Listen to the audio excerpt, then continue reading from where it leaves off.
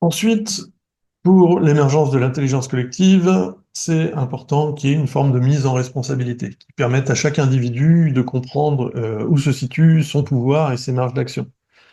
Une fois que la transparence elle est établie sur les vulnérabilités, sur ce qui fonctionne, sur ce qui fonctionne pas et sur les besoins d'aide, ça devient plus facile de répartir les responsabilités de manière fluide et efficace. Il y a un risque collectif sur la dilution de la responsabilité. Il y a des expériences psychologiques qui ont montré que lorsqu'un problème est connu de tous dans un groupe, la responsabilité, elle tend à se diluer. Chaque individu va supposer que quelqu'un d'autre va s'en charger, et ça peut conduire à une inaction collective. Et pour éviter ce phénomène, c'est crucial de clarifier les rôles et les responsabilités de chacun et chacune.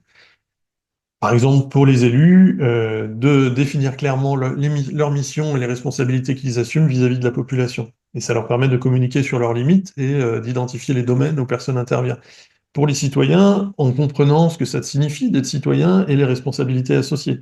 Et les habitants et les habitantes peuvent mieux percevoir leur rôle actif dans la communauté. Et quand les attentes sont pas explicitées ou que les rôles sont mal définis, ça crée des angles morts. Il y a une personne qui peut être supposée responsable d'une tâche sans en être informée. Et où ça peut être une tâche qui est ignorée parce qu'aucun rôle ne l'inclut. Donc on se retrouve avec des trous dans la raquette. Et donc ça engendre des malentendus, des tensions, des conflits, des déceptions. Par contre, quand il y a des rôles clairement définis, ça permet de faciliter la répartition des responsabilités, d'identifier les zones qui ne sont pas couvertes et d'engager des discussions pour y remédier et d'encourager les citoyens à prendre des initiatives quand c'est nécessaire. Ça permet aussi aux acteurs, que ce soit des élus, des agents ou des citoyens, d'exprimer leurs limites. Par exemple, les élus pourraient parfaitement dire: «Nous savons que c'est notre responsabilité, mais nous avons besoin d'aide sur ce point».